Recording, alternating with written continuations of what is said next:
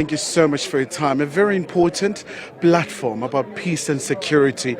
You spoke extensively about the history of the DRC from 1960 to that interrupted vision. And we know that this is a very wealthy country. Just once again, your expansion regarding this issue. Really, as I was saying, I think the Congolese people have got a challenge to address this issue. To say, as the Congo was being born in 1960, that process got interrupted. At that time, what vision did we have for the Congo? In order to be able to address the challenges that the Congo has now, you heard them today, that the Congo is in many instances, as somebody just said now, is in many instances a federation of tribes, rather than one united country.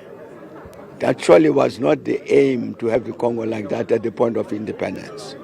Something went wrong somewhere.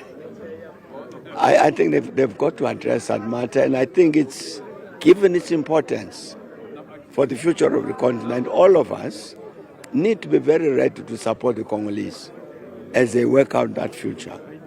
And I personally think that when they negotiated the Sun City Agreement, and then negotiated a constitution on the basis of that agreement, they created a very correct and a very strong base for the reconstruction of the Congo. Again, you heard them say, a number of them say that part of the problem is that many of the provisions in the Sun City Agreement they did not implement. And hence they get into the crisis now. So I'm really just saying that I hope the meeting communicates to them, the Congolese who are here, the strong sense that we, the rest of the Africans, are saying to the Congolese, can you please get together and give us a possibility to help you? Mr. President, you're going to Maputo. We saw those disturbing scenes last year, but thankfully now there's a bit of stability. But just what are you hoping to see there, given the proximity of this country to South Africa? Well, I think that the position has been taken by President Chapo now, that the Mozambicans need to go through a process of reconciliation is important. I think the unity of the country is key. Because I think if we want to talk about the problems of Cabo Delgado, the question that was not discussed here, you would probably find that in terms of the territory, the part of Mozambique involved, they coincide with the areas which are now occupied. Because a structural problem within the country.